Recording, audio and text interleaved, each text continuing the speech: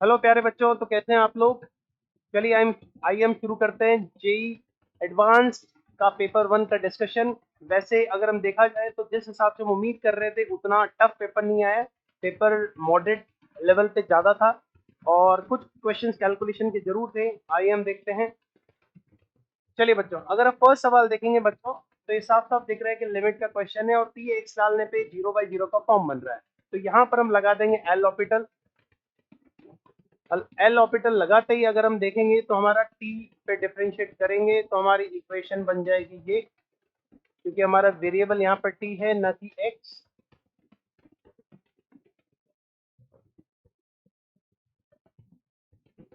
अब लिमिट अभी भी हमारी किस पे है, टी टेनिंग टू एक्स पे। अब लिमिट डालने पे आप देखेंगे कोई इंडिटरमिनेट फॉर्म नहीं बन रहा है, तो टी की वैल्यू हम क्विकली डाल देते हैं एक्स।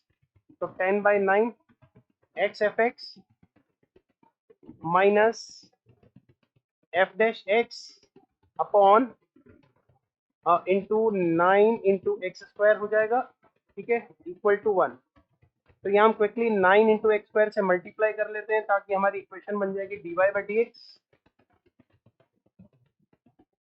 तो हमने मल्टीप्लाई किया 9 इंटू एक्स स्क्वायर से, ठीक है, तो 9 सॉरी एक्स स्क्वायर से डिवाइड किया तो यहाँ बन जाएगा हमारा -10/9, ठीक है। 10 हमारा यहाँ से आया, ओके। और हमने मल्टीप्लाई किया 9 से, ठीक है, 10 तो ऑलरेडी था ही, तो मल्टीप्लाई 9 से करेंगे तो यहाँ पर नहीं बचेगा हमारा, क्योंकि 9 से हमने मल्टीप्लाई किया है। एक सेकेंड, हमने 9 से मल्टीप्लाई कर दिया और एक्स स्क्वायर से डिवाइड कर दिया, तो यहाँ आ जाएगा अपॉन में एक्स वाई, यहाँ बचेगा हमारा इक्वल टू 9 से मल्टीप्लाई किया और एक्स स्क्वायर से हमने डिवाइड कर दिया, -9/x²। तो यहाँ पर बच्चों इंटीग्रेटिंग फैक्टर आप देखेंगे तो कितना आ रहा है हमारा, ई पावर -10/x, जो कि हो जाएगा 1/x⁻10।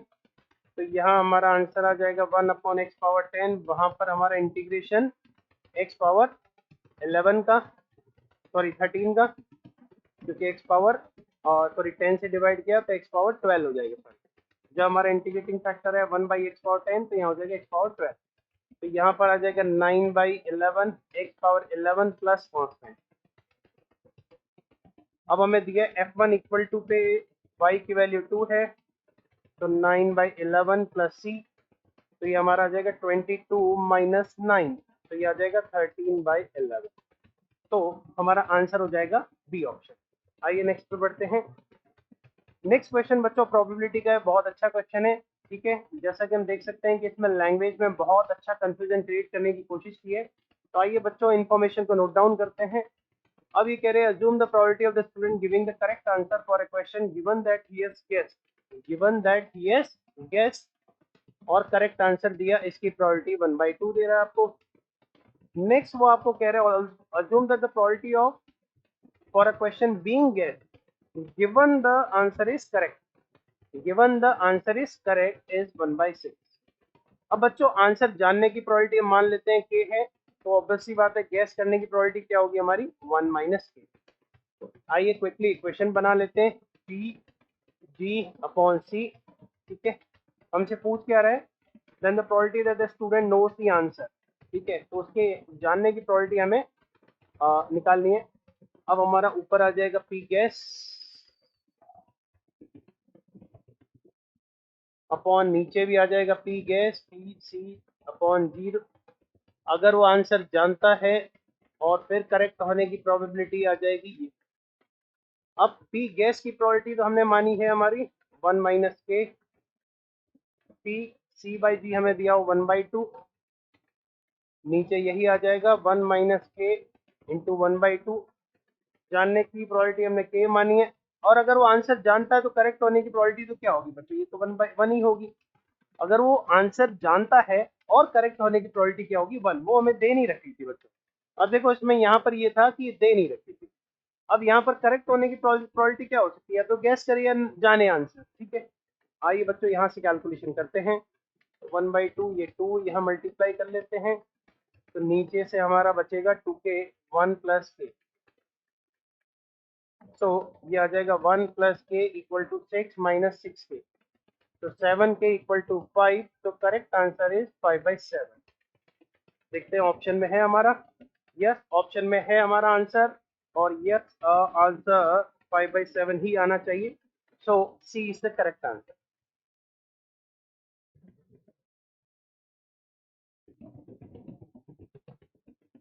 चलिए बच्चों नेक्स्ट क्वेश्चन पे बढ़ते हैं। नेक्स्ट क्वेश्चन है ट्रिगो से, बहुत ही आसान क्वेश्चन था बच्चों। जैसे ही आप देखते हैं आपको फॉर्मेट पता चल जाता है, साइन ए साइन बी, ठीक है, और यहाँ से बन रहा है कॉस ए कॉस बी, तो ये बन जाता है कॉस ए माइनस बी, ठीक है। दूसरा अगर हम देखेंगे तो sign A cos B minus cos A sine B, तो साइन ए माइनस बी बन जाता है। क्लियर है। अब हमसे इसी का वैल्यू पूछा है, करेक्ट है, दिया हुआ क्या है कॉट एक्स है, तो इसको हम मान लेते हैं वाई, दोनों तरफ स्क्वायर कर लेंगे तो यहाँ पर हमारा बन जाएगा साइन एक्स, जो कि हो जाएगा वाई स्क्वायर, ठीक है। अब हमें निकालनी है वाई, तो कॉट एक्स दिया हुआ है, आइए ट्रायंगल बना के क्विकली हम इसे साइन एक्स निकाल लेते हैं।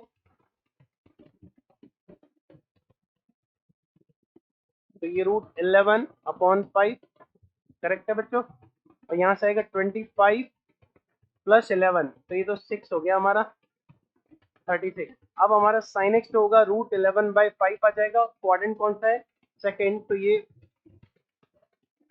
आ जाएगा हमारा ये, तो सीधा हमारा जो y आ रहा है वो आ रहा है ये 5 + √11/5, ठीक है।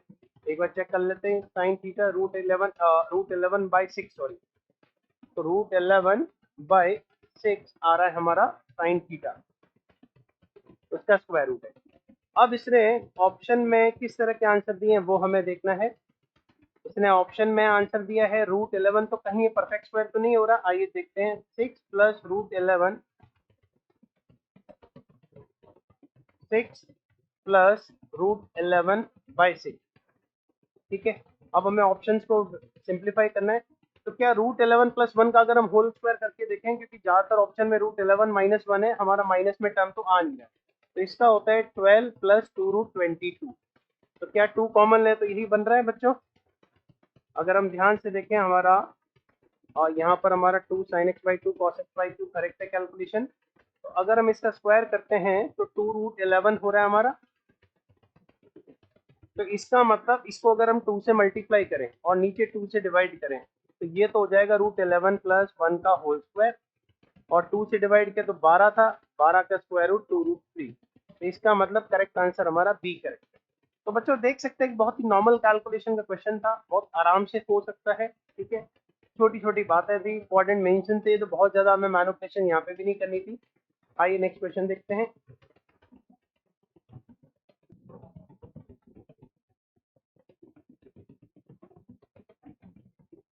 नेक्स्ट क्वेश्चन है बच्चा हमारे कोऑर्डिनेट ज्योमेट्री से, इलिप्स से, ठीक है। Let's make a diagram. तो इसमें पी और क्यू एक पॉइंट है जो कि फर्स्ट क्वाड्रेंट में है और इसके बाहर लाई कर रहा है, क्योंकि S1 पॉजिटिव दिया है। दो टेंजेंट हमने ड्रॉ किए हैं जो कि एलिप्स में मीट कर रहे हैं। एक तो हमारा माइनर एक्सिस पे मिल रहा है, ठीक है, तो 0,2 पे मिल रहा है, and other meet at a point P in the fourth quadrant पे मिल रहा है। R वर्टेक्स है हमारा, ठीक है, with positive x coordinate O be the ellipse if the area of triangle ORT दिया हुआ है। एक सेकेंड, R क्या है, R with the vertex of the ellipse है, ठीक है, और T क्या है हमारा, T है जहां पर पॉइंट ऑफ टेंजेंसी है। तो आइए बच्चों डायग्राम बनाते हैं इसका।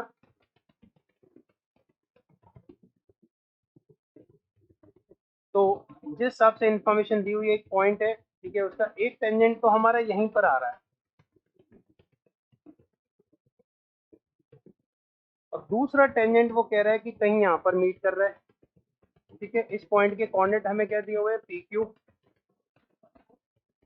अच्छा Q यहाँ पर, इसका मतलब ये तो 0,2 है, तो इसका मतलब Q भी हमारा कितना हो जाएगा बच्चों, 2 हो जाएगा, राइट। अब हमें क्या दिया हुआ है, O हमारा क्या था बच्चों, R भी द वर्टेक्स है, सॉरी, O हमारा सेंटर है, वर्टेक्स हमारा ये वाला हो गया, मतलब R भी द वर्टेक्स है, तो R हमारा वर्टेक्स दिया हुआ है और O हमारा सेंटर, P पॉइंट ये है। तो ट्रायंगल ORT का हमें एरिया दिया हुआ है, यहाँ ORT का एरिया। अगर हम R पॉइंट मार्क करें तो R पॉइंट हमारा हो जाएगा 0,3। अब अगर हम एरिया लिखें ORT का तो क्या लिख सकते हैं, अगर मैं इसको अल्फा बीटा मानूं तो ओ आर टी का area half into O R into R T लिख सकते हैं। अब ओ आर कितना है 3, आर टी का वाई कोऑर्डिनेट बीटा है, नेगेटिव है, पता है हमें क्योंकि नीचे है। अब इक्वल्स टू हमें एरिया कितना दिया हुआ बच्चों, एरिया दिया हुआ हमें 3/2। तो यहाँ से बीटा हमारा आ रहा है, ऑब्वियस सी बात है +-1, बट हम -1 लेंगे क्योंकि हमें कोऑर्डिनेट मेंशन है। अब बीटा आ गया है तो हम एक्स कोऑर्डिनेट यहाँ से निकाल लेंगे, तो x²/9, वाई कोऑर्डिनेट आ गया हमारा 1/4, तो 1 - 1/4 तो कितना हो जाएगा 3, 27/4। तो वाई कोऑर्डिनेट हो जाएगा हमारा 3√3/2। तो 3√3/2 हमारा, सॉरी बीटा डाला हमने, एक्स कोऑर्डिनेट हो गया, सॉरी एक्स कोऑर्डिनेट हो गया। तो ये हमारा एक्स कोऑर्डिनेट आ चुका है उस पॉइंट पर। अब हमें निकालना है बच्चों P, Q। Q तो हमें मिल ही चुका था 2 है, तो ऑप्शन 2 है। अब P निकालना है हमें। अब P पॉइंट हमारा कैसे निकालेंगे, अब P पॉइंट निकालने के लिए बच्चों हम क्या कर सकते हैं, इक्वेशन ऑफ टेंजेंट बना के उस पॉइंट को सेटिस्फाई कर लेते हैं। क्लियर है बच्चों, यस और नो? आराम से उस कैलकुलेशन को हम कर। अब इक्वेशन ऑफ टेंजेंट लिखेंगे x(x1) हमारा कितना आया 3√3/2 upon 9 plus y/1 upon 4 equal to 1। अब इसमें हम y कोऑर्डिनेट 2 डाल देंगे बच्चों, तो x कोऑर्डिनेट हमें मिल जाएगा, जो कि हमें कितना मिलेगा 1/2√3। ठीक है, 9 है तो 3 कैंसिल आउट हो गया, और हमारा y कोऑर्डिनेट कितना है 2, तो 2 डालने पे ये आ जाता है 3/2। तो यहाँ से x कोऑर्डिनेट आ जाता है हमारा 3√3, तो जो कि ऑप्शन हमारा मैच कर जाता है ये ऑप्शन। तो बच्चों आप देखेंगे तो बहुत नॉर्मल कैलकुलेशन है, बहुत मुश्किल कैलकुलेशन नहीं है, आप आराम से कर सकते हैं, बहुत स्टैंडर्ड कॉन्सेप्ट पे बेस्ड है क्वेश्चन, ये करेक्ट है।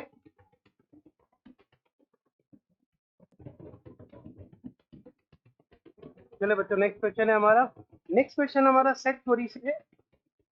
अब इसमें जानबूझ के सेट थोड़े से कॉम्प्लिकेटेड दे रखे हैं, तो आइए ऑप्शन पहले तो इसमें देखते हैं कि सेट में क्या है।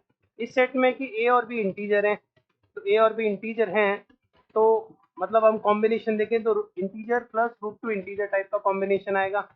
इसमें अगर हम देखें तो किस तरह के नंबर आएंगे, -1 प्लस √2, ठीक है, इसका स्क्वायर करेंगे तो कितना आएगा 3 - 2√2, और इस तरह चलते रहेंगे। अगर यहाँ पर हम देखें तो 1 प्लस √2, 3 प्लस 2√2, तो मतलब अगेन कुछ √2 का कॉम्बिनेशन आ रहा है।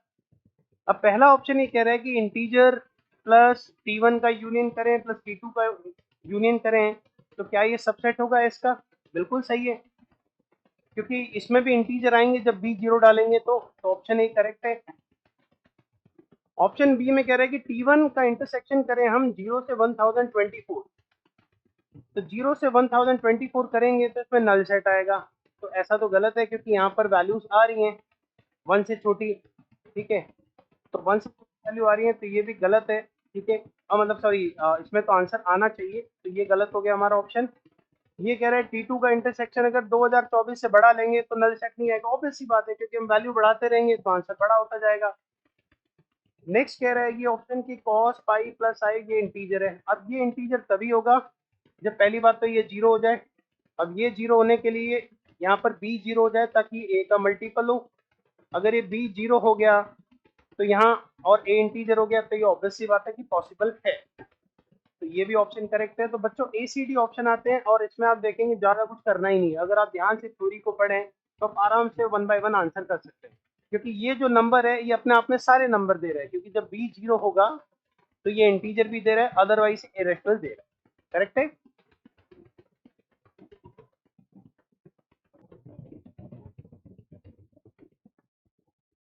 चलिए बच्चों नेक्स्ट क्वेश्चन हमारा क्वाड्रेटिक इक्वेशन से, बहुत ही आसान क्वेश्चन है, ठीक है।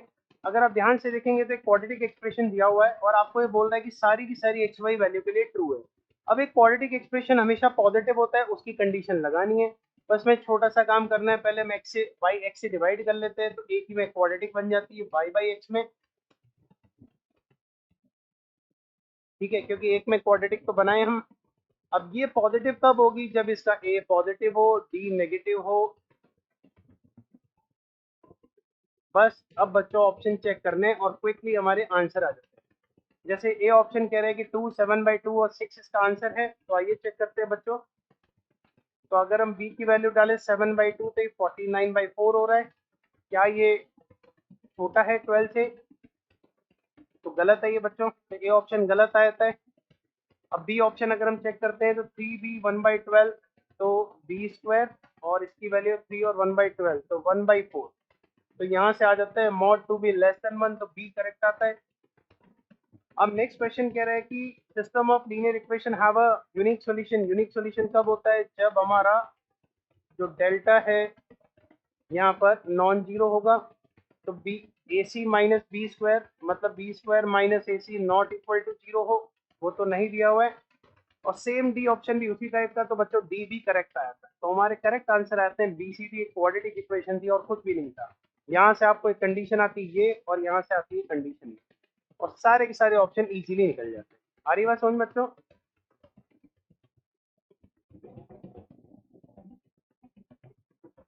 चलिए बच्चों, नेक्स्ट क्वेश्चन है, हमें एक डिस्टेंस डिफाइन की गई है। ऐसा क्वेश्चन पहले भी एक बार जेईई एडवांस में पूछा गया था, जिसमें डिस्टेंस को रीस्ट्रक्चराइज किया गया था।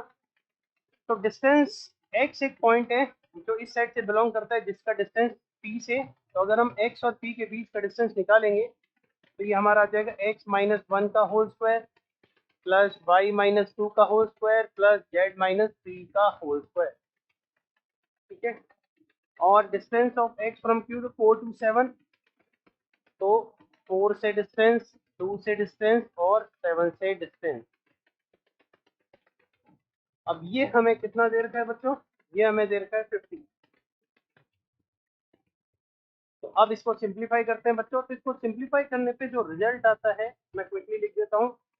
ठीक है। तो इसको सिंप्लीफाई करना और कुछ भी नहीं है, और यहाँ से हमारा जो रिजल्ट आता है वो आता है 6x plus 8z minus 101 equals to 0। Clear है?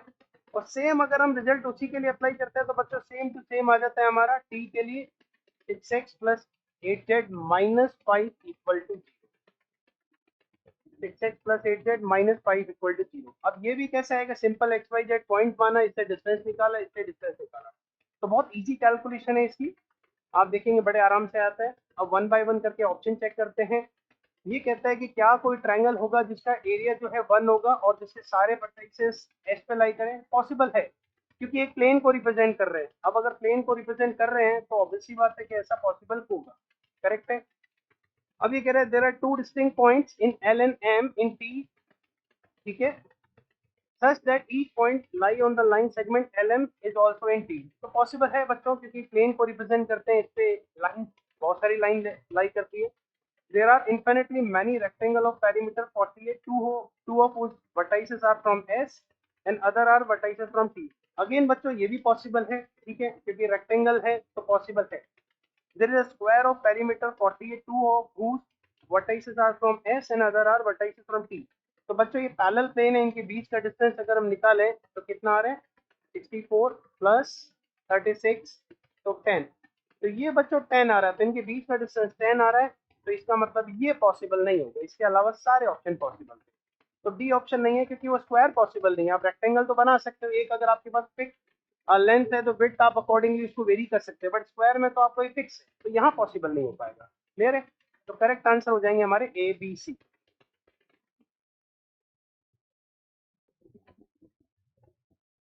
चलिए बच्चों, नेक्स्ट क्वेश्चन है हमारा। अब लॉगरिथमिक इक्वेशन में बहुत आसान क्वेश्चन है ये। अगर हम ध्यान से देखेंगे ए है, तो ए को अगर हम देखेंगे तो 18 का स्क्वायर रूट है हमारा। क्लियर है? क्योंकि 18 की टर्म में लाएंगे तो इजी रहेगा। तो यहाँ से हमारी एक इक्वेशन बन जाती है ये 5/4 और 1/2, तो ये हमारा 5/2 हो गया। अब अगर हम ध्यान से देखें बी को, तो बी में अगर हम इसको 5 और 1/6 और इसको भी उसी टर्म में लाएं, ताकि ऑब्वियस सी बात है कहीं ना कहीं कॉमन आ सके। तो 6 को हम लिखते हैं 1/6 और 6 का क्यूब इंटू 1/6, ताकि ये हमारा 1/2 बने। तो ध्यान से देखेंगे तो 5 इंटू 6 पावर 3 होता है 1000 हमारा 80। तो ये पावर हो जाती है हमारी 1/6। तो बी में क्या आएगा हमारा? ये पावर -1/6 ऊपर गई और 1/2, ठीक है। तो बच्चों हमारा यहाँ पर बी में वैल्यू डाल देते हैं, 1080 हो गया, और 6 का क्यूब कर दिया हमने, 6 का क्यूब 36, 206 इंटू 5, तो देखिए यही हो रहा है हमारा 1080। तो 5 इंटू 6 पावर 3, तो हमारा हो गया 1080 की पावर 1/6, और ये ऊपर जाएगा तो हमारा हो गया -1/6, और यहाँ हमारा कितना है 1/2, तो ये हमारा 1/2, और यहाँ से -1/6, तो ये -3 हो जाता है। अब बच्चों बहुत आसान क्वेश्चन है, यहाँ पर अगर हम x और y को सॉल्व करते हैं तो बहुत इजीली वैल्यूज मिल जाती हैं। x की मिल जाती है हमें -12, दो इक्वेशन है, दो वेरिएबल है, y इक्वल टू 2, और यहाँ से 4x प्लस 5y हमें मिल जाता है a। तो बहुत इजी सी कैलकुलेशन है, बहुत प्यार से हो जाता है क्वेश्चन। क्लियर है?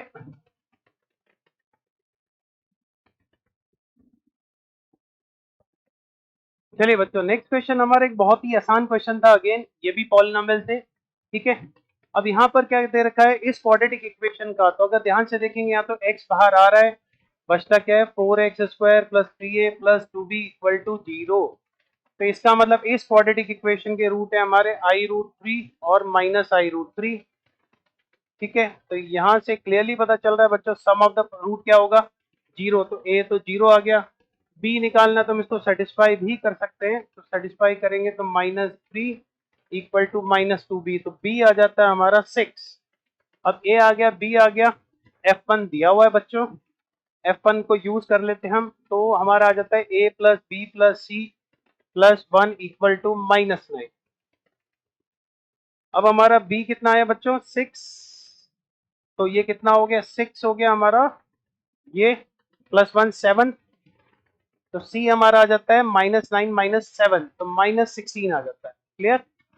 अब हमसे क्या पूछा है, रूट पूछा है, अब वापस से अब रूट निकालना है, तो f(x) बना लेते हैं, x पावर 4, a 0 है, b कितना आ गया 6x² -16 इक्वल टू 0 करके इसके रूट निकालते हैं। तो ध्यान से देखें तो इसके फैक्टर ही बन रहे हैं बच्चों, कितने -8 और +2, करेक्ट है बच्चों, देख लें, ठीक है, -8 और +2 बन रहे हैं। तो यहाँ से हमारे रूट मिल रहे हैं आराम से, +-2√2 आयोटा, ठीक है, और यहाँ मिलेगा +-√2।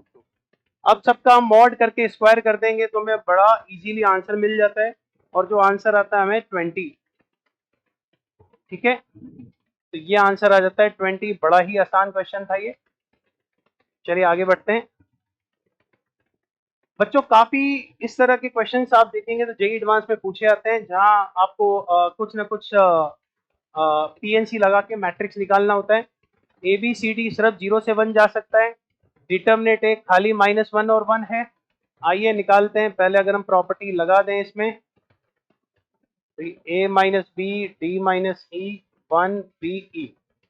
अब इसका अगर डिटर्मिनेंट निकालें तो हमारा आ जाता है डी माइनस ई माइनस सी ए माइनस बी, या हम इसको लिख सकते हैं डी माइनस ई सी बी माइनस ए। ये बच्चों इसका डेल्टा आ गया है। अब हमें क्या कह रहा है कि इसका डेल्टा जो है वो होना चाहिए या तो -1 या 1। बच्चों जिस हिसाब से वैल्यू आप देखिए कि 1 और -1 कब हो सकता है, या तो ये चीज 1 हो जाए, ठीक है। अब केसेस लेते हैं, ये चीज 1 हो जाए, ये 0 हो, ठीक है, तभी हो सकता है, क्योंकि इसमें मैक्सिमम जो बन सकता है वो 1 ही बन सकता है, क्योंकि 1 -1 0, अगर इसको -1 1 ले लें तो भी पॉसिबल नहीं है। क्लियर? तो यहाँ पर हम बना सकते हैं जो केसेस है हमारे, ये 1 बन जाए, ये 0 बने, या 0 बने, या -1 बने, ठीक है, क्योंकि ABCD जो है वो 0 और 1 ही जा रहे हैं, तो हम मैक्सिमम यही कर सकते हैं। अब इसको 1 बनाना है, केसेस लेते हैं, ये 1 बनने का मतलब है, यहाँ हम वैल्यू लिख लेते हैं ABCDE। अब इसको 1 बनाने का मतलब है, इसको 1 बनाया, सॉरी डी को, और ई को 0 बनाया। अब इसको 1 बनाना है और इसको 0 बनाना है। अब इनको 0 बनाने के कितने तरीके हैं, अगर सी 0 हो गया तो ए और बी कुछ भी हो, तो ए और बी में 2 और 2 टोटल 4 चॉइसेस मिल जाएंगी, ठीक है। और अगर सी 0 की जगह हमारा क्या हो जाए, ठीक है। अच्छा, हमें क्या बनाना है, डिटर्मिनेंट 1 और -1 बनाना है। तो 1 बनाने के तरीके ये हैं कि ये तो 1 हो या ये -1 हो जाए, ठीक है। अब ये 4 हो गया। अगर सी हमने ले लिया 1, अब ए और बी को 0 बनाना मतलब दोनों को इक्वल करना है, तो 2 केस यहाँ से आ गए। अभी तक हमारे 6 केस आ चुके हैं, ठीक है। अच्छा, इसको भी -1 बनाया जा सकता है, वो भी केस अभी बाकी है। अच्छा एक सेकेंड, तो इसको 1 0 -1 0, ठीक है, और 0 1 0 -1। अच्छा बच्चों, आप ये देखिए कि ये जो केस होगा ये पूरा का पूरा सिमेट्रिकल होगा, क्योंकि इसको -1 बनाना है, मतलब डी और ई को उल्टा किया, बाकी सब कुछ सेम है। तो अगर यहाँ 6 केस आए तो यहाँ भी 6 केस आएंगे ड्यू टू सिमेट्री। आप करके देखिए। नेक्स्ट केस हम 0 और 1 वाला ले लेते हैं कि हमने इसको 0 बनाना है डी और ई को, तो डी और ई इक्वल होंगे, तो 0 0 हो जाए या 1 1 हो जाए। अब डी अगर 0 0 हो जाए, अब इसको 1 बनाना है, तो इसको 1 बनाने का तो एक ही तरीका है, सी को भी 1 देना पड़ेगा, बी को 1 देना पड़ेगा, ए को 0, और इस केस में भी है। तो आप ध्यान से देखेंगे यहाँ 2 केस बन रहे हैं, यहाँ 2 केस बन रहे हैं, तो टोटल आप देखेंगे तो 12 और 4 16 केसेस बन जाते हैं बच्चों, और बहुत ही आसान है। जस्ट थोड़ा सा ध्यान रखते हुए मैनिपुलेशन करनी है, जो कि आप आराम से कर सकते हैं, इतना मुश्किल क्वेश्चन नहीं। आई बात समझ बच्चों? तो बस ये है कि सिमेट्री का यूज करें, क्योंकि सब कुछ सेम है और थोड़ा सा सिमेट्री है तो वहां बिल्कुल लगेगी सिमेट्री। क्लियर है? चलिए बच्चों, नेक्स्ट क्वेश्चन है हमारा पीएनसी से। अब इसमें बच्चों जैसा कि हमें कहा गया कि तीन ग्रुप में तीन टीम में डिवाइड करना है एक्स वाई जेड, और चाहिए हमें 2 3 4। कंडीशन ये है कि S1 जो है वो इधर नहीं आना चाहिए और S2 इधर नहीं आना चाहिए। तो बच्चों ये इस टाइप के क्वेश्चन है, सेट थ्योरी से निकलते हैं, जिसमें पहले हम टोटल केसेस निकाल देंगे और -S1 और S2 जो है वो इस टीम में आए। अब टोटल केसेस कितने बनेंगे? 9 factorial, 4 factorial, 3 factorial, 2 factorial, minus अगर S1 को इसमें डाल दूं तो फिर हमें टीम कितनी बनेगी? 1 3 4 की, तो 4 3 7 8। सिमिलरली अगर हम S2 को उधर फिक्स कर दें तो अब हमारी टीम कितनी बनेगी? 4 2 6 8 की, पर इधर आएंगे 4, इधर आएंगे 2, इधर आएंगे 2, इधर आएंगे 2, माइनस, क्योंकि इसमें कॉमन केस भी आते हैं, सेट थ्योरी आपको पता है, S1 और S2 लिखा है। जब S1 और S2 दोनों इधर फिक्स हो गए, तो दोनों इधर फिक्स हो जाएंगे, तो कितने बचेंगे हमारे पास? अब 7, और इधर 1 जाएगा, इधर 2 जाएगा, इधर 4। अब बच्चों इसको सिंप्लीफाई करने के बाद हमारा आंसर आ जाता है 665, जो कि एक बहुत ही आसान कैलकुलेशन है। थोड़ा टाइम लगेगा, बट इतना टाइम JEE एडवांस में हमें मिलता है कैलकुलेशन में।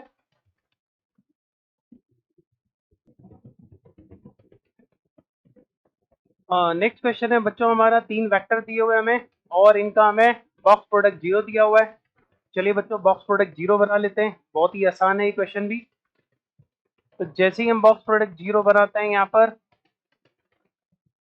यहाँ पर हमारा कैलकुलेशन आ जाता है ये 1 1, और हमारा ये है 1/2। चलिए बच्चों, अब ये बड़ा सिंपल सा डिटर्मिनेंट है, इसको जैसे ही हम सिंप्लीफाई करते हैं हमारे पास आता है alpha plus beta plus 1 equal to 0। बहुत आसान डिटर्मिनेंट है, प्रॉपर्टी लगा के भी हम निकाल सकते हैं। और उसके बाद हमें सीधा सा दिया हुआ अल्फा बीटा 2 जो है वो इस प्लेन पे लाई करता है। अब अल्फा बीटा 2 इस प्लेन पे लाई करता है, तो हम इक्वेशन बना सकते हैं 3 alpha plus beta -1 plus alpha beta N 2, sorry, plus L equal to 0। अब अल्फा प्लस बीटा -1 है, तो यहाँ से सीधा सीधा एल आ जाता है हमारे पास 5। अब बच्चों ये बॉक्स प्रोडक्ट की कैलकुलेशन है, ये भी बड़ी आसान है, अगर हम करना चाहें तो। आप देखेंगे यहाँ प्रॉपर्टी लगाएंगे, तो प्रॉपर्टी से पहले आप 0 बना दें। जब इसको हम सब्ट्रैक्ट करेंगे -1, तो ये आ जाता है -1 अल्फा। इसको सब्ट्रैक्ट करेंगे तो बीटा 1 अपॉन बीटा, ये 0 बन जाता है। अगेन प्रॉपर्टी लगाएंगे तो 0 बन जाता है, -1 अपॉन बीटा बन जाता है, ये बन जाता है 1/2, ये 1 1 1/2। तो इसको 0 जैसे ही करते हैं हमारे पास आराम से इक्वेशन मिल जाती है। क्लियर है बच्चों? ये बहुत ही आसान कैलकुलेशन थी, प्लेन पे लाई करता है अल्फा बीटा, इस पे लाई करता है, सीधा सा हमें आंसर मिल जाता है। चलिए आगे बढ़ते हैं नेक्स्ट। अब ये बच्चों एक प्रोबेबिलिटी का क्वेश्चन है, जिसमें काफी कैलकुलेशन थी, ठीक है। अब हमें दिया हुआ क्या क्या है, सपोज दैट दिस, एक स्ट्रेट लाइन पे लाई करते हैं प्लेन में, जिसको हम mx प्लस सी अज्यूम कर लेते हैं, ठीक है। और हमें दिया हुआ है, मीन दिया हुआ है, ठीक है, और वेरिएंस निकालना है। तो मीन, आइए पहले तो टेबल बना लेते हैं बच्चों। x P x, x into P x और एक्स स्क्वायर पी एक्स। अब x हमारा 0 1 2 3 4 जा रहा है, पी एक्स हमारा क्या होगा, इसमें डालते जाइए। तो पी एक्स हमारा डिनोट कर रहा है y को, क्योंकि यहाँ पर दिया हुआ है, ठीक है। तो x इक्वल टू 0 डालने पे c m प्लस सी, 2m प्लस सी, 3m प्लस सी, 4m प्लस सी। अब x पी एक्स क्या होगा, तो मल्टीप्लाई करते आते हैं।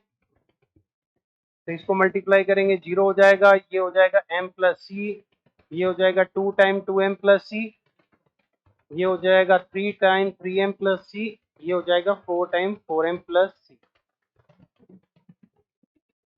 अब हमें एक्स स्क्वायर पी एक्स निकालना है, तो 0 1 m प्लस सी, 4 2m प्लस सी, 9 3m प्लस सी और 16 4m प्लस सी। अब बच्चों m और c निकालने के लिए दो इंफॉर्मेशन दी हुई है। एक तो प्रोबेबिलिटी का सम क्या होता है 1, क्योंकि सारी प्रोबेबिलिटी का सम क्या होना चाहिए 1। तो कितना होगा, 4 3 7, 7 हो तो 9, 9 और 1 10 है, 10m प्लस 1 2 3 4, 1 2 3 4 5, 5 सी हो जाएगा इक्वल टू 1। तो यहाँ से हमें मिल जाएगा 2m plus C equal to 1/2। दूसरा बच्चों हमें मीन दिया हुआ है, मीन क्या होता है x इंटू पी एक्स का सम, वो हमें 5/2 दिया हुआ है। तो यहाँ से कितना आएगा 16 plus 9 25 plus 29 plus 30m plus C करेंगे तो 4c 7c 9c 10c, ये हमें दिया हुआ है 5/2। तो यहाँ से हमारा आ जाता है 3m plus C equal to 5/6। Clear है बच्चों। अब इसको बच्चों जैसे ही सॉल्व करते हैं तो c और m की वैल्यू लीनियर इक्वेशंस है, तो यहाँ से हमारा c और m जो आ जाता है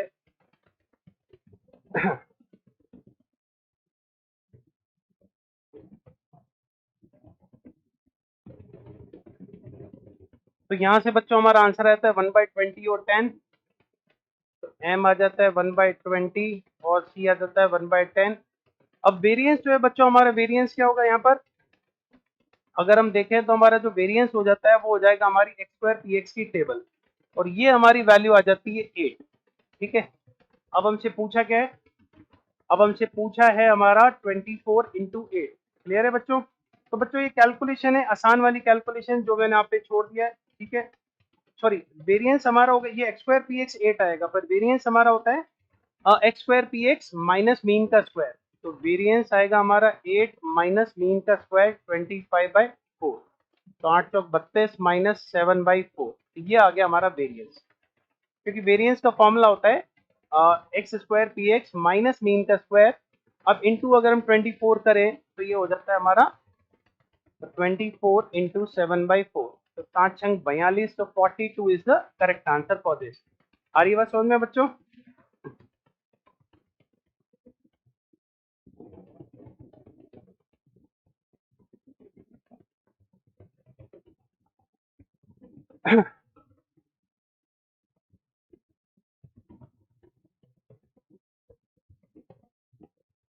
चलिए बच्चों, अब ये मैट्रिक्स टाइप है बच्चों, एक एक करके हमें ऑप्शन रीड करना है।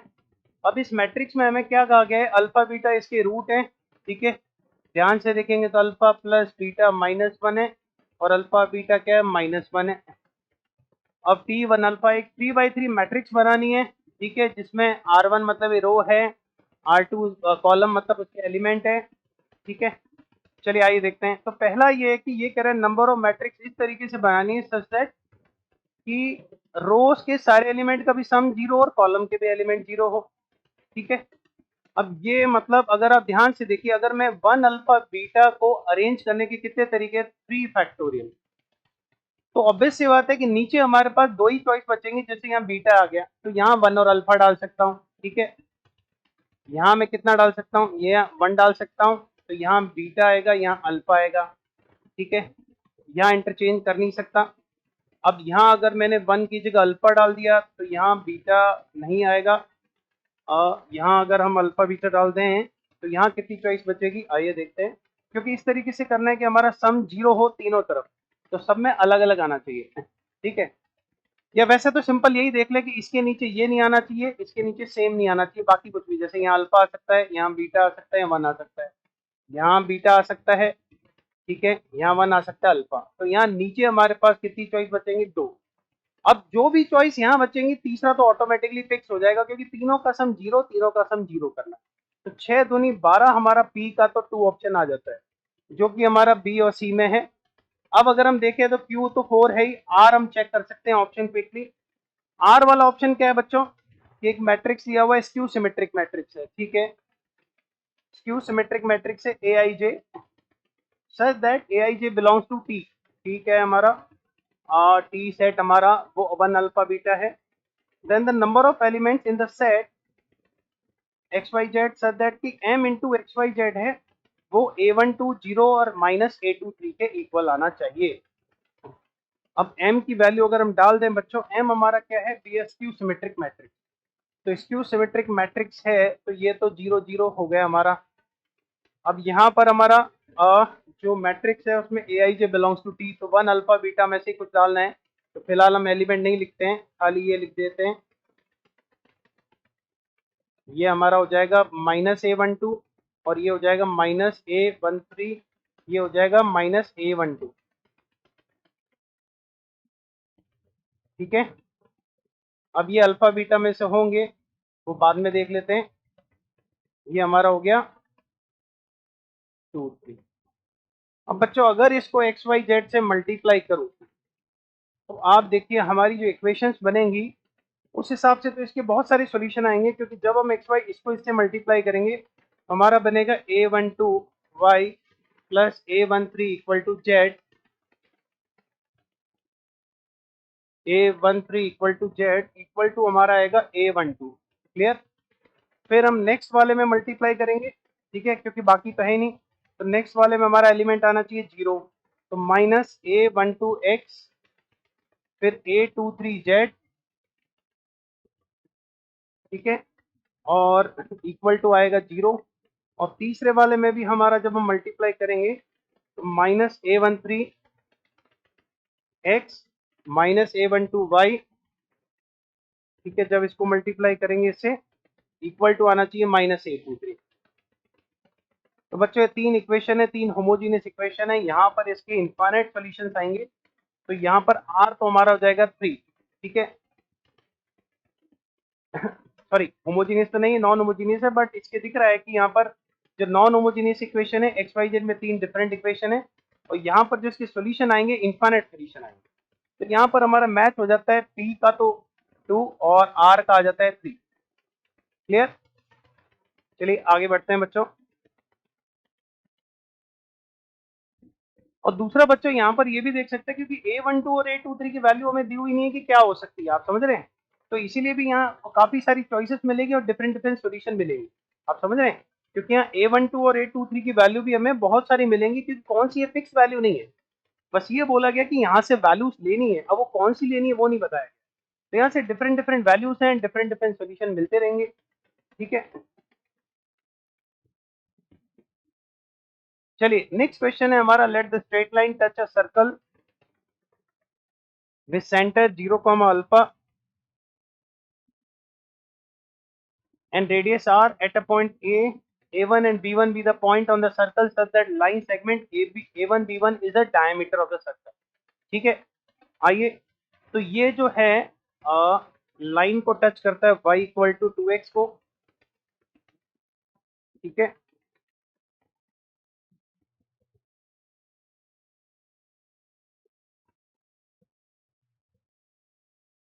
डायग्राम बना लेते हैं पहले, अगर जरूरत कितनी पड़ती है हम देखते हैं। अब पहला तो यही है कि हम सबसे पहले बच्चों जो भी अगर हमें सर्कल दिखता है तो सेंटर से डिस्टेंस रेडियस कर लेते हैं। तो 0, अल्फा का डिस्टेंस जो है x to alpha upon √5 equal to radius कर लेते हैं। तो जो रेडियस आर सेंटर से distance 0, alpha, sorry y coordinate alpha है, x कोऑर्डिनेट हमारा 0 है। तो यहां से हमारा आ जाता है अल्फा इक्वल टू ±r√5। अब ये फर्स्ट क्वाड्रेंट में भी हो सकता है, सेकंड में भी हो सकता है। अच्छा, हमें ये भी दे रखा है कि अल्फा प्लस r, तो अगर अल्फा की वैल्यू डाल दें r√5, तो यहां से तो हमें सीधा सीधा मिल रहा है कि r√5 पॉसिबल है। और अगर r √5 होगा तो अल्फा कितना आएगा 5। तो ये पॉसिबिलिटीज है, तो पॉसिबिलिटीज हैं तो ये भी ऑप्शन करेक्ट है।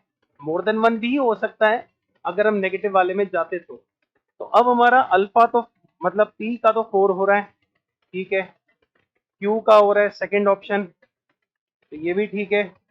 अब r ऑप्शन हमें चेक करना है, ठीक है, क्योंकि s भी सेम है। तो a1 इक्वल्स टू, अब ये क्या कर रहा है, touch a straight line with centre and radius r at a point a1। Let the straight line y equal to 2x touch a circle 0, alpha and radius r at a point a1। तो ये तो हमारा a1 आ गया। तो a1 निकलने, b1 B the point the line segment a1 b1 is the diameter. तो diameter है तो मिड पॉइंट से निकाल सकते हैं। अब a1 b1 हम कैसे निकाल सकते हैं, पॉइंट ऑफ टेंजेंसी है, फुट ऑफ परपेंडिकुलर। तो 0 अल्फा, अल्फा हमारा कितना है 5, 0,5 का फुट ऑफ परपेंडिकुलर निकाल लेते हैं। तो x minus x1 upon a, y minus y1 upon b minus, अब x की जगह हमने 0 रखना है, y की जगह 5, x की जगह 0, y की जगह 5 रखना है, a square plus b square. तो यहाँ से x कोऑर्डिनेट तो आ जाता है हमारा 2 और y कोऑर्डिनेट आ जाता है 6। x कोऑर्डिनेट तो 2, y कोऑर्डिनेट 6। अब ये a1 जो है, x कोऑर्डिनेट हमारा अगर a1 देखें तो जिस हिसाब से लाइन हमने अगर प्लस लिया है तो वहीं टच करेगा। तो या तो हमने यहाँ पर आएगा -1 + 5, सॉरी, तो -1 + 5, तो ये 4 हो जाएगा। तो हमारा आंसर आएगा a1 इक्वल्स टू, मतलब हमारा ऑप्शन होना चाहिए सी ऑप्शन, ठीक है। एक बार हम करेक्ट कर लेते हैं, वेरीफाई।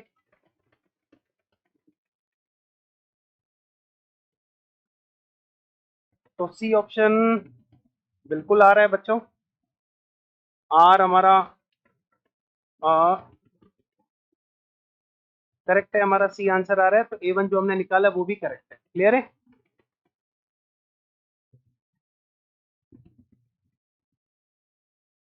चलिए बच्चों, नेक्स्ट क्वेश्चन है हमारा कि L1 और L2 दो लाइंस दी हुई है हमें और इंटरसेक्ट करती हैं। लेट, अच्छा, gamma belongs to R, B such that the line intersect, let R1 be the point of intersection है, okay. O origin and denote a unit vector perpendicular to the plane containing both L1 और L2। अब हमें match करना है। अच्छा, gamma इस तरीके से सच दैट द लाइन इंटरसेक्ट है, ओके। तो लाइन इंटरसेक्ट करती है तो बच्चों हम क्या करते हैं, कॉमन पॉइंट इक्वल कर देते हैं। तो लैम्बडा इसका -11 और इधर से आएगा 3 म्यू -16, यहाँ से आएगा 2 लैम्बडा -21 और यहाँ से आएगा 2 म्यू -11। अब बच्चों यहाँ से लैम्बडा और म्यू निकाल के हमें रखना है तीसरी इक्वेशन में, ठीक है, जहाँ से आएगा 3 लैम्बडा -29 गामा म्यू -4। तो यहाँ से लैम्बडा और म्यू रखते हैं तो ये जो गामा आता है हमारा 1 आ जाता है, ठीक है। तो ये ऑप्शन तो हमारा मैच कर जाता है 3। इसके बाद हमसे पूछा है a possible choice for n cap. N cap क्या है, denote a unit vector normal to the plane. तो इन दोनों का क्रॉस प्रोडक्ट कर लेते हैं बच्चों। क्रॉस प्रोडक्ट करेंगे तो क्या आएगा, 3 1 2 3 और 3 2 1, 1 2 3 3 2 1। तो क्रॉस प्रोडक्ट करेंगे तो हमारा क्या आएगा, आई कैप 2 -6 -4 -j कैप 1 -9 -8 प्लस के कैप 2 -6 -4। तो यहाँ से हमारा आ जाता है -4 + 8 -4। तो मतलब हम इसको प्रोपोर्शनेटली कर रहे हैं, अगर -4 से डिवाइड भी कर लें तो 1 -2 और 1 है, क्योंकि अभी यूनिट कैप पैरेलल टू बनाया हमने, तो ये भी पॉसिबल है, बिल्कुल है। तो P का तो 3Q4, P3Q4 हमारे जो सेट है वो ये आ रहे हैं। आगे R भी सेम है, 1 1 है, तो S निकालना चाहिए हमें। S क्या है, possible value of OR1 dot N vector. R1 क्या है, point of intersection of L1। चलिए, तो OR1 डॉट N1 अगर हम निकालें तो R1 हमें पॉइंट ऑफ इंटरसेक्शन है वो निकालना पड़ेगा। तो वो तो वैसे भी हम गामा 1 आया रख के निकाला है, तो 3 -16 -13 2 -11 -9 1 -4 -3। तो OR1 वेक्टर हमारा हो जाता है, OR1 वेक्टर आ गया है, डॉट एन कैप करना है, possible value of OR1 dot n. तो पॉसिबल वैल्यू क्या हो सकती है, इसको लैम्बडा से मल्टीप्लाई करके ही करेंगे। तो -13 प्लस 18 और -3, तो -16 प्लस 18, मतलब पॉसिबल वैल्यू 2 भी हो सकती है। और उसको लैम्बडा से डिवाइड करना है। लैम्बडा किस तरह का होगा, अगर हम यूनिट वेक्टर बनाएं तो √6 हो रहा है, तो ये हमारी वैल्यू हो रही है -16 प्लस 18 2 हो रही है। और अगर अच्छा एन कैप ही लेना है हमें, तो एन कैप ही लेना है तो फिर तो 2/√6 ही करेंगे, ठीक है। तो ये √2/√3 है 5, मतलब हमारा ऑप्शन आना चाहिए सी। चेक कर लेते हैं बच्चों, तो यस हमारा आंसर आ जाता है सी। तो इसका 5 मैच है, तो करेक्ट ऑप्शन है इस केस में सी ऑप्शन। आसान क्वेश्चन था बच्चों, ये भी प्यारी सी कैलकुलेशन थी। चलिए बच्चों, ये क्वेश्चन हमारा लास्ट था पेपर 1 का। यहाँ पर फंक्शन इस तरीके से डिफाइन किया है, x mod x sin 1/x 0 और gx हमारा 1 - 2x 0 7/2, अदरवाइज ये hx दिया हुआ है। अब इसमें बच्चों 1 by 1 ऑप्शन चेक करने। पहला ऑप्शन है a 0 डाल दें, c 0 डाल दें, d भी 0 डाल दें, बचा हुआ b 1। तो हमारा hx आता है gx plus g of 1/2 minus x। तो अगर हम इधर 1/2 माइनस x डालते हैं तो ये कितना हो रहा है हमारा 1 - 1/2 1/2 प्लस x। और इधर अगर हम 1/2 माइनस x इंटरवल में भी डालेंगे तो क्या फर्क पड़ेगा, आइए चेक करते हैं। तो -12 ये हो जाएगा 0, तो x मतलब इंटरवल पे फर्क नहीं पड़ रहा है। तो ये हमारा 1/2 माइनस x था, ठीक है। और यहाँ से आ गया 1/2 प्लस x, तो ये तो 1 हो रहा है या तो फिर 0 होगा। तो या तो इसकी रेंज 1 होगी या 0। तो ए का तो 5 आ रहा है बच्चों, पी का तो 5 मैच हो गया। क्यू अगर हमारा मैच हो गया तो हमारा आंसर हो जाएगा। क्यू क्या है, A1 B0 C0 D0। Then अगर हम A1 डाल देते हैं, ठीक है, fx B0 आ गया हमारा, C भी 0 दिया हुआ है, बहुत अच्छी बात है, D भी 0 है, बढ़िया बात है ये तो। देन तो हमारा ये फंक्शन हो गया। अब ये फंक्शन हमें चेक करना है कि क्या 1 ऑन टू डिफरेंशिएबल है कि नहीं। तो x mod x बच्चों डिफरेंशिएबल ही आएगा, क्योंकि 0 प्लस h पे इसकी वैल्यू देखेंगे तो sine 1/h minus f of 0 upon h। तो यहाँ h का टर्म होने वाला है। अब अगर h का टर्म होगा तो 0 इंटू समथिंग क्या होता है, 0 ही होता है। ये क्वेश्चन काफी बार आप कर चुके हैं, स्टैंडर्ड क्वेश्चन है। तो ये 110% की डिफरेंशिएबल भी आ गया। तो हमारा ये तो मैच हो ही चुका है कि P5Q3 हो गया, सॉरी P हमारा 5 आ गया था, Q3 हो गया था। तो वैसे तो हमारा ऑप्शन मैच हो ही चुका है, सी ऑप्शन। बाकी भी अगर हम चाहें तो निकाल सकते हैं, बहुत इजी है, ठीक है। अगर हम एस पार्ट में देखें तो ए बी सी 0 है, डी बचता है 1, मतलब जी एक्स, ठीक है। अब जी एक्स जो हमारा उसकी रेंज निकालनी है, तो इसकी रेंज बड़े आराम से निकाल सकते हैं। 0 पे इसकी वैल्यू कितनी है, 1 है। 1/2 पे इसकी वैल्यू कहाँ जा रही है, 0। तो 0 से 1 इसकी रेंज आ रही है, तो एस का भी 4 मैच हो जाता है। तो बच्चों आप देख रहे हैं कि बहुत इजीली मैच द कॉलम में एक या दो ऑप्शन करके आप इजीली आंसर कर रहे हैं। तो बहुत ही आसान क्वेश्चंस हैं, प्यार से हो जाते हैं अगर आप तरीके से शांति से करें। कुछ क्वेश्चन में कैलकुलेशन जरूर है, जैसे प्रोबेबिलिटी वाला था, ठीक है। बाकी पीछे वाला क्वेश्चन अभी हमने किया वो भी इतनी कैलकुलेटिव नहीं था, ठीक है, जिसमें गामा निकालने में कैलकुलेशन थी, ठीक है। बाकी सर्कल वाला भी आसान था। तो बच्चों ओवरऑल एक आसान पेपर था, मतलब मॉडरेट, इजी टू मॉडरेट। मैं आसान तो नहीं कहूंगा, इजी टू मॉडरेट है, जहां आप इजीली स्कोर कर सकते हैं। Thank you, this is all for the day, thank you.